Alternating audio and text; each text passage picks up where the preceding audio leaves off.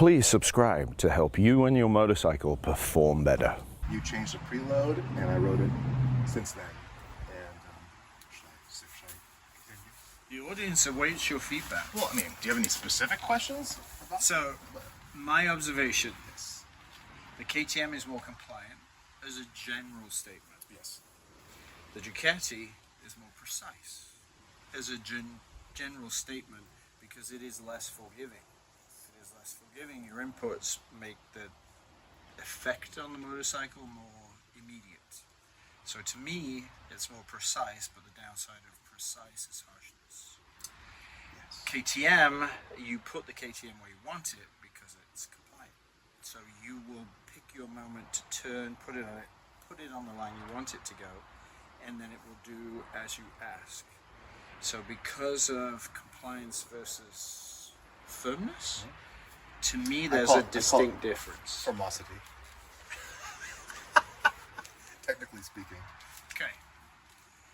So from the handling perspective, because the Ducati ultimately has a longer wheelbase, it is surprising based on the Reagan Trail that the Ducati is more precise. But when you don't use all the suspension, it's going to stay higher in the stroke, which will make it much easier to transition and move around.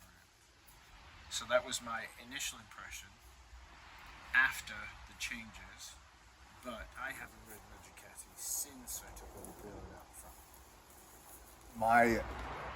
I will sound a lot more lowbrow than you, so like I won't be that eloquent. Ducati good, KTM good. Okay, first, the changes they made in preload were transformative. First thing I said when I came in was like there was always like a threshold of shittiness once you get over a bump so big, a road irregularity so big, you're like, oh shit, I'm on a road bike, I'm on a sport bike, right? Yeah. Below that threshold, you're like, oh, this is compliant, nice, but 20% of the times you're above that threshold, and you kind of get pushed out of your seat. And I'm sure a lot of others, just kind of always assumed that was the cost of riding a non-adventure bike, right? Like a sport bike. Yeah. But it's not. It's not. This thing now has that compliance over the widest range of operating conditions that you could reasonably expect, Right. short of going through a construction site. Right? And because of that, you're never, for like normal riders like me, you get into this like zone where you enjoy it, you feel it, you kind of groove with the bike, it kind of makes you feel, oh, cars are lame for that reason, because you get that connection that you don't get with a car, right? But every now and then you get pulled out of that little paradise because your bike does something that makes you want to like nearly crash, like fling you off the seat or do something. It's exaggeration, but like. But it's truthful, because Yes. if you do hit that one bump that you are trying to miss because you're looking down the road and you didn't catch it because of shadows Exactly. or light, that shock value is incredibly intimidating It pulls you to out. anybody. Yes, yes. And I'm also learning that a lot of the things that people do hardware-wise to the bike is to fix a suspension setup problem. For example, and also tuning problems, same thing. You know, there's little throttle spacers that people love putting in. Oh yeah, absolutely. All the rage. I want that right now. Give it to me. I want an 8th turn throttle.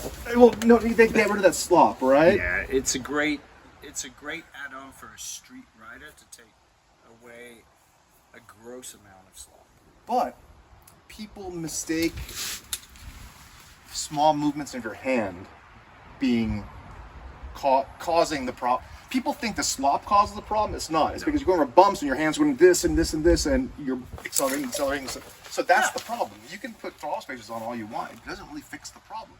Same thing with engine tuning. When you turn off the deceleration fuel cut, when you close the throttle, usually the injector shut off and you get that big. Right. So if you're a light throttle, you always kind of, you have hysteresis between the. Yeah, so what people will call surging. Yes. And you get rid of that, and all of a sudden you don't need those. You just never think about using throttle spacers because they don't fix the problem. Right. So back to that suspension makes sense, that changes you made. The bike, how do I say this? it doesn't feel like Ducatis of yesterday. You know, you kind of rode those bikes and they felt chassis stiff, suspension stiff, kind of hard to tip over, long, kind of lazy unless you're hauling ass, and then you kind of enjoy the stability. You're right. This thing has the stability when you want it at high speed, but it has that ease of use and like, it feels like a middleweight, right? And that's one thing I always noticed middleweights did better than just big bikes, is that ride handling trade-off, because I assume because they're lighter and you have less power, you don't have to like set up suspension for this wide range of operating conditions, right? Correct. But that's what this feels like. Okay. And that's it. That's a huge revelation. Now the interesting thing to do in that is there's zero preload on forks and shock. Right It's now? all out. Right now. Right now. You're at literally minimum.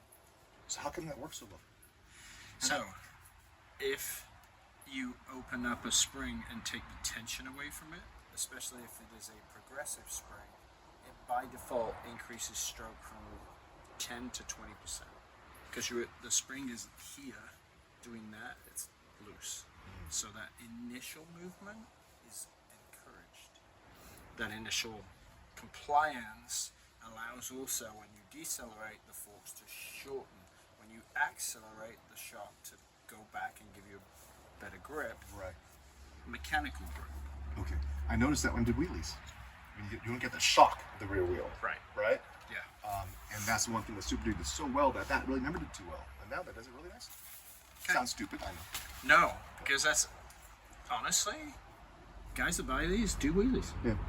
And there's so much power that you can. A simple roll on in second gear, but there's also electronics that facilitate the skill development of that, because you can have X wheelie control setting. So as you become advanced in skills, you can then transfer or decrease that setting so you can carry it further. So it's wonderful to be able to learn wheelies on bikes like these because it's easy with torque. More so on the KTM than the RPM range you're going to have to find on the Street Fighter. But periodically, the interesting question I'll get is, will the spring wears out? No, it doesn't. The oil wears out. So your metronomic part of a motorcycle is 11 o'clock. Talking big words now. Yeah. Metronomic. Weight transfer, 11 to 1. If you can keep the bike there, do anything you want all day. When you go 2 to 10, Right. now you're getting this backwards and forwards. And usually that's because the oil wears down, breaks down, and your viscosity decreases over time. Is that why my brand new, when it was brand new, my BMW M1000XR felt stiff in the dynamic suspension? And after 3,000 miles, it feels perfect. I'd say that's a fair assumption. Now the question is, does it go back to awful? How many miles do you get to? Is it 6,000 miles and now you're riding around, for those that remember, lava lamps? So you've got a perfect window at 3,000 miles based on your initial viscosity from the factory, plus the damping. So now over time, at 3,000 is perfect for you. When does it become imperfect? Well, if it took 3,000 miles, is it going to take another 3? What's the shape of the bell curve? Yeah, Right. exactly. So we have a big fat portion of the nice part, and then it drops off a little steep after a while. Or does Now with DDC, you're screwed because it's a sealed cartridge. And I don't know anyone in this country that can service the fork cartridge. So I can't change oil in that thing? You change oil in the fork for lubrication. You don't change oil in the sealed cylinder. So you need to find somebody that can service DDC cartridges in the US. Got anyone? We need them. Everybody that has a BMW needs that. In Europe, no problem at all. Why can't you do it? I don't do that anymore. I do this. Okay. All right. I could go to T-Tech Suspension in the UK and go learn and get all the tools. But in Europe, servicing DDC and ESA is no problem at all. Here, it is. So, rather than digress and go down that What particular type of preload some more? Because I'm not, Yes, I'm not let's go satisfied. back. I need some more information here. When the typical rule of thumb with preload is you set a certain sag, right? Is that generally Correct. what you do? And when we listen to general benchmarks for SAG, that's when it felt quite stiff, right? Sure. So you'd be at 30 to 33% as a benchmark, front and rear. And that's how 90% of people set the bike To start. to start. They read the manual, they do this, and that's it. Yeah. Problem is, I spent the last 8 months owning this bike, riding with those settings, and they were so much worse than they are now. So I feel that, and with the KTM even more so, I had that bike for almost 2 years, year and a half. And it wasn't until you did that setup a couple weeks ago where I changed my perspective on the bike completely. It goes to show, like, we buy these bikes and we end up creating opinions of them, and often those opinions, while accurate in isolation, zoomed out, they're not valid for the next person who has a different setup. It just seems that bikes now, why is it that, what technology in the semi-active suspension has gotten so good where now, and just in the last year or so, a couple years, they seem to work order of magnitude better than they did 3 or 4 years ago? It seems to me. Like, look at the previous generation O-Wing suspension compared to this. Yeah. Big difference. Previous generation WP, what you have in your 1290 Evo, compared to this, big difference. What are they doing different? Valving. Okay. Potential, and I haven't had those folks apart. Different piston design for flow rate. The other piece of the puzzle is when they're putting that together, or viscosity. Do they change it for the next generation so that actually that works much better, because instead of 5W oil, it's 2.5W? Are they working more off center stokes and heat range, because essentially Northern Europe's way colder? So you need lower viscosity index oil with a lower center stokes number of 40 Celsius. There's pieces of the puzzle we never get to learn until you literally tear it all apart, send the oil to the lab, and go that route. But that still doesn't address the whole computer side of things, right? The algorithms used to adjust damping on the fly. It seems like that's like the magic box area, right? Like, Yeah, so that's where you would, which we in the old days was easy. You take the fork, you put it on the dyno, you put compression at 35% and 70%, and you run it on the dyno and look at the curve. right. Then you take it off and put the shock on and do the same. Between iterations, you could see how it changed performance-wise using the dyno. Then you tear it apart and look at what they've done with the needle shape, with the shim stack, with the piston design, all to see how they finessed the management of oil flow, just like you would do with fuel tables and you would do with mapping. Each new generation comes out with something different. Yeah. So sophistication is based on history and learning. So if they've taken the previous gen and looked at it, and now, for example, they have much faster operating speed, well, they can make more decisions per second, which means the forks can work even better, and the shock. It's almost, if I had to make an analogy towards engine tuning, it's like when a manufacturer comes out with a new ECU hardware, right? It's got more processing power, more inputs and outputs, more ability to control different things dynamically. But the first thing they do when they first launch it is just make it as good as the previous version. Sure. Right? And they just do this, knowing that the next version they'll have all this other inputs. Once they validate they can do everything the previous version did, and they start tweaking all the extra stuff that they have available to them. Right. So perhaps there's some similarity going on with Yeah. special side of things. So where's that housed? How does it work? How is that working? What is the frequency? Is it going through the IMU, or is it separate in the ECU? So there's a lot of research that we don't get to do unless we start to dig, and that's very hard to find. And as bikes become more and more sophisticated, MV allows you to dial the bike in via your phone, via an app. Who does? Years ago, MV? years ago, they Okay. did that. You could literally sit in a coffee shop in New Zealand and program your suspension and everything via your phone over a coffee before you got back out. Which bike did At their adventure bike. that? Oh, okay. All right. So, as we get more and more towards a cell phone bike, tunable and required to have your phone and the app, that's great, but we lose the other piece. In regards to the preload, just to close that load part, the spring rate basically goes to... You did the Donald Trump weave. Did I? Yeah, you went... Should I go into no, politics? That was good. You went from here to here, but you came right back. That's a sign of genius, I hear. Go ahead. I forgot how many millions of hours in motorcycles, maybe. So, with preload and spring rate, it's measured per inch of travel if it's linear. The heavier the spring, then the more force it needs to compress. So as you take preload away, you're basically changing the height and length of the fork, what we call ride height.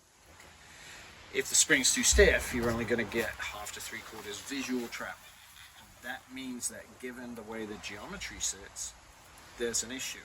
So what we want is equidistant travel front and rear, because then we can have the 11 to 1. And the bike stays neutral and perfect and easy to ride.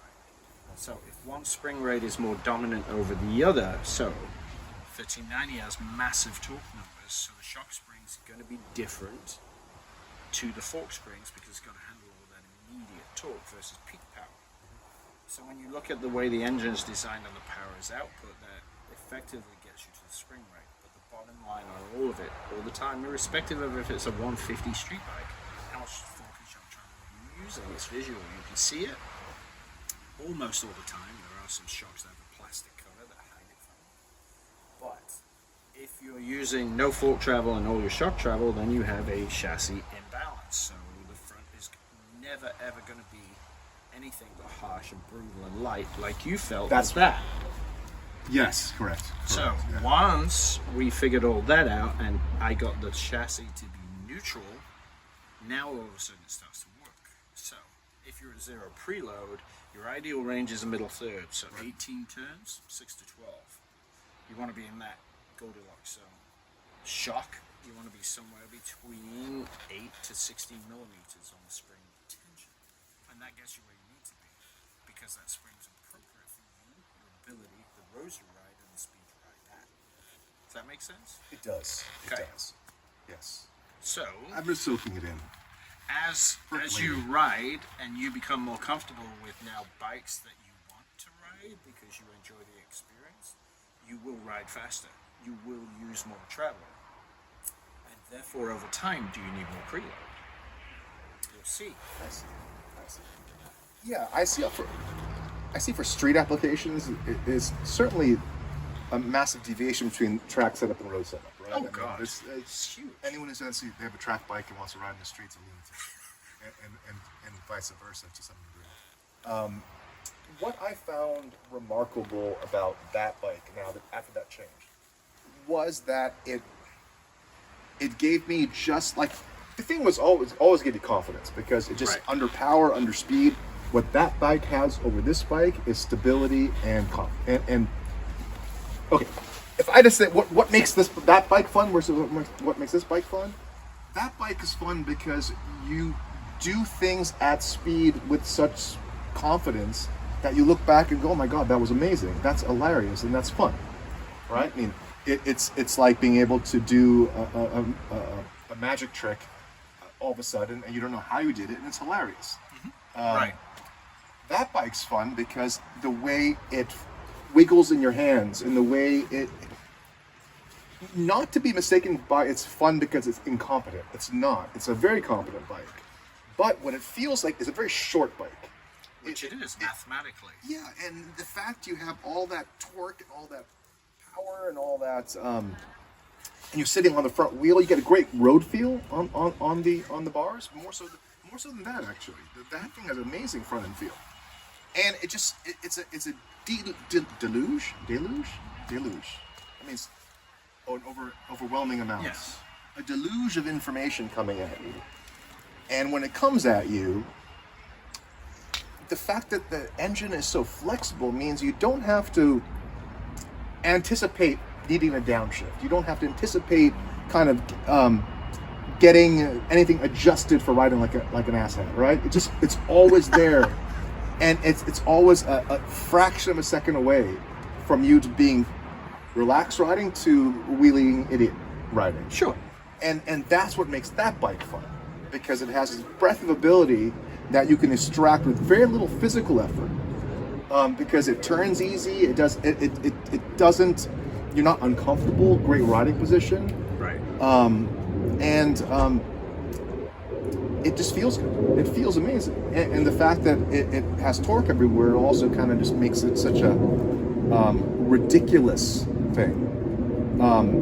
You ride that, it's got torque, but it's a slight waiting game to get that power explosion, right? Yeah. You mentally prepare for it, and the fact that this you don't have time to prepare for it activates a different part of your brain, like that the primitive reptile part of your brain that goes, oh my god.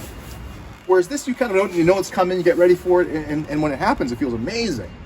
Right. This thing always surprises you on how freaking ridiculous it is. Yes, if you are riding with a lack of focus and you intuitively do something, then it does immediately fire up your fight or flight response. Exactly. So, diligence on the KTM and riding with intent and purpose is more of a time per minute behavioral pattern than the Street Fighter is, because if you keep it below 8,000 RPM, I'm not going to say you're putting around by any stretch of the imagination, but you're not going to hit that kind of two-stroke walk drive from 10 plus when it just surges and you have to be present. Plus, it always has stability, right? You never feel like you're working it, right? Yeah, it's a way longer wheelbase. And sometimes you riding that bike, you kind of feel like you want more pizzazz. Sometimes you get the speed, you get the effectiveness, but you sometimes you lack some of the effervescence of this bike. Yeah. Whereas this bike, it can be mentally fatiguing. If you are just riding it around, and you're not paying attention to what it can do, and you're not paying attention to the inputs required to make it do what you want it to do, it can be a little overwhelming. Not overwhelming, it can surprise you. It can surprise you. Overwhelming is a fair statement when you're riding on the street. I don't think you should understate that, actually, because if you reach that torque and it builds and you keep rolling on and you don't have enough awareness, then yes, all of a sudden you find yourself in a situation where you and that is never a good situation on the road. The Ducati, you can shut your brain off halfway and still treat it like a normal bike. Yeah. And again, not rev it to 12,000 RPM plus, and it'll feel like a normal bike. It'll feel like a middle. It'll feel like a it feels like a really good version of like a 765 Street Triple. Sure. You know, just that's exactly what I was going to say, because it's got that torque butt peak. Yeah. And it's got plenty there that if you want to wind it up, it's usable to a point, and then again, now you're in your reaction time, or what I call refresh rate, choices per hundredth of a second, which is why we're mortals riding street bikes versus aliens riding at national level or international level, because their refresh rate is 3 times faster than ours. Same for Formula One versus any other motorsport. We all have an innate refresh rate. So that's where we get the overwhelming piece. Refresh rates. That's good. That's good. Yeah, thank you. That's very impressive.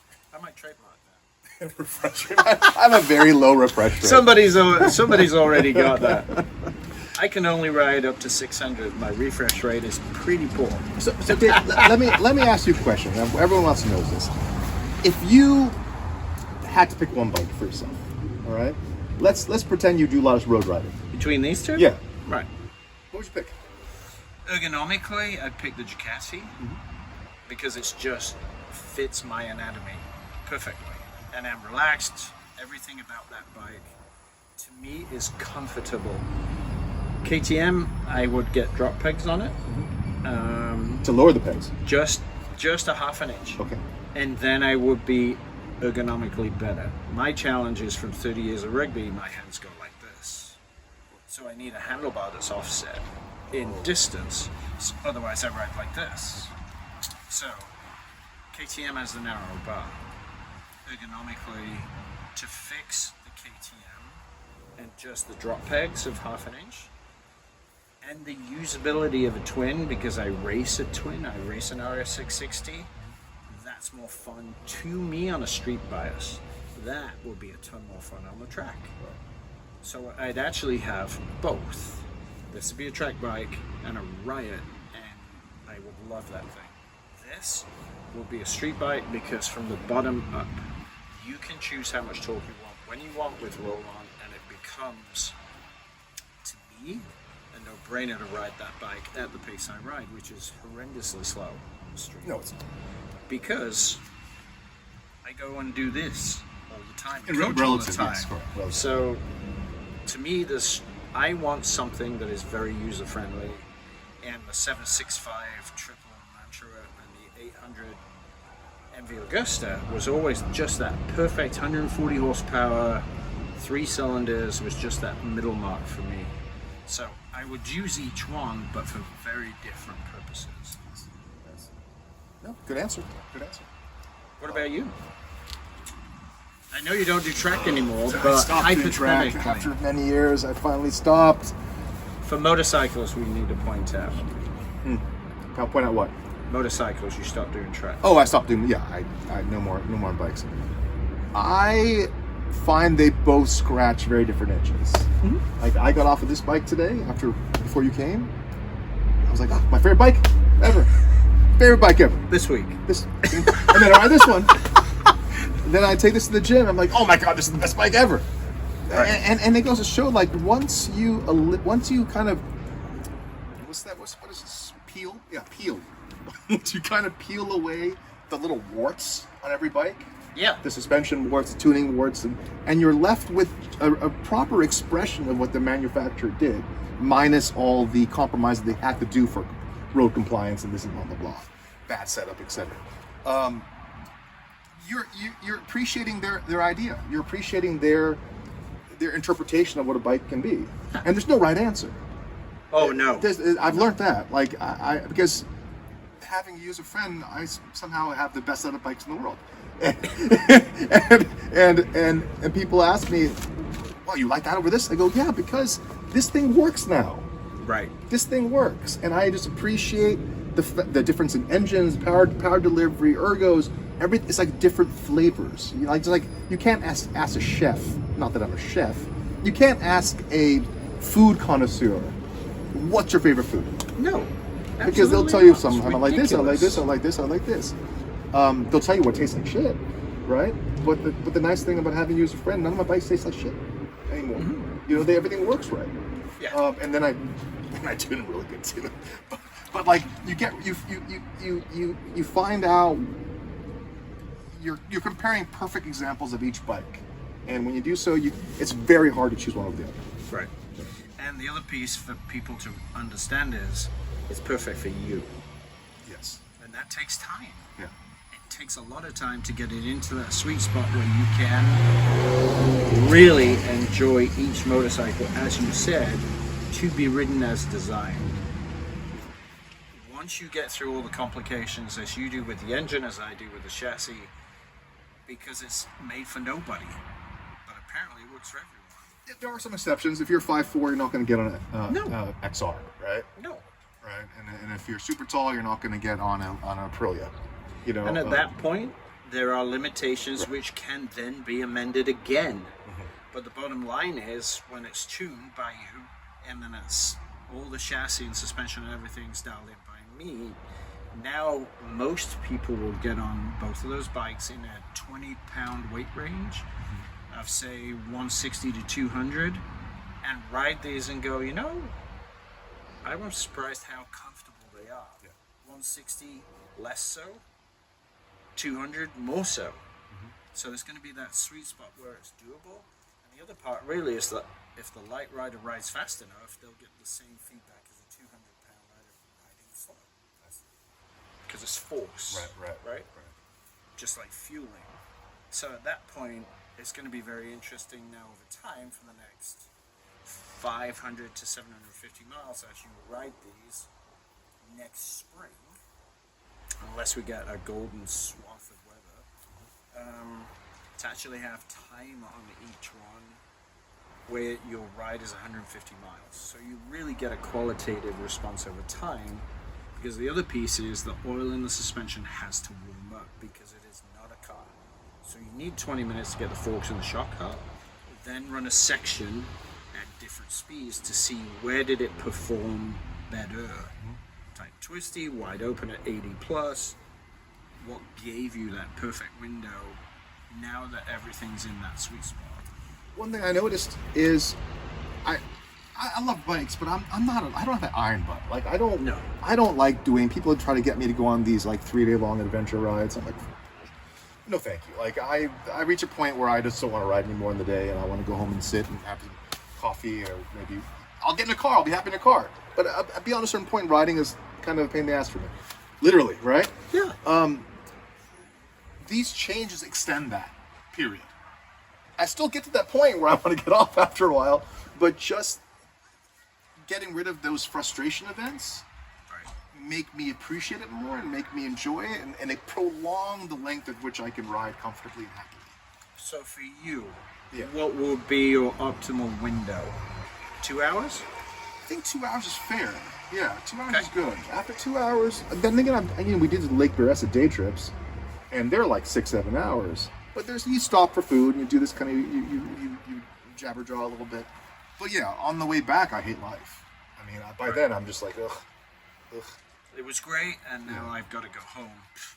And I'm stuck in traffic, or even without traffic, I'm just Right. like happy to get home.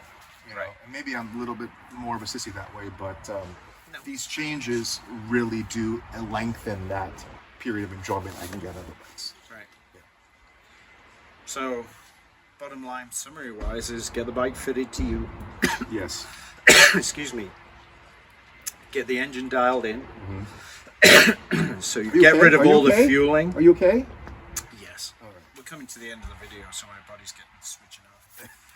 So, That period has been get reached. suspension and ergos done. Okay. Get the engine fueling corrected. Yes. And you can assist with. It's more than fueling now. Let's be real. So, correct me. Fueling, torque limits, timing, enrichments and leanments, a lot of things. But yeah, fueling just weren't for now. Just used as tuning, right? Because back in the day with carbs, all you did fueling. Now there's a lot more. That was a nightmare. My GP 250 bikes. Anyway, we'll not revisit that black hole. But once between chassis suspension and engine mapping, fueling, deceleration, engine braking, all of those features of that specific part of tuning, then that bike becomes truly yours. Wartless. No, because we will always find something to fix. Not if you only ride it for 2 hours at a time. Then you're fine. Good point. Yes, I stand corrected. And it really does depend where you ride in the world. Yeah. We have some pretty crappy roads, and that's why we chose mines. And you could go on Highway 1 on the California coast and ride for 3 hours because it's so smooth and it's great pavement and it's wonderful. So depending where you live, your threshold for riding is going to be your unique experience. We're lucky here. We can be very lucky if we go find the right roads, and they do exist. And they're mostly quietly talked about. So what's after these two? Because everybody's going to ask, how long let's back that up. How long are you going to keep these? This I've had for 1.5 years. And Right. this I've had since it first came out. So like 6 months, 5 months. I tend to replace them in new versions of themselves Because you have to for your business. for my business. Oh, that's one more thing. They're getting better every freaking generation. So much better At? at having a breadth of ability and fewer compromises. Regarding, because they're losing you here. Oh, sorry. They get worse with tuning. They're getting worse every generation because the Euro 5 and Euro 5 Plus requirements are getting more and more strict. So they're getting worse in that respect. But in terms of once you get that fixed, they're just becoming better. Yeah. So much better. It's amazing. Okay. So, getting the ability to break into the ECU and make all those changes, there's now many more parameters that you can work with. Yeah. That accurate as a summary? Not really. What's more accurate is they're coming to us from the dealership with many more holes, right? Ah, And the okay. holes, the problems, the the compromises are caused by legal issues that they have got to get around for compliance. And but whether it be sound or emissions or whatnot, they're just awful. They're truly bad. Like that bike was unrideable for me on a stock bike. It was all jerky, and I was so upset with it I had to call Ducati and complain. And they sent someone out here to replicate the problems, and they found the problems, which I complained about, and they're going to release an update for them, for everyone.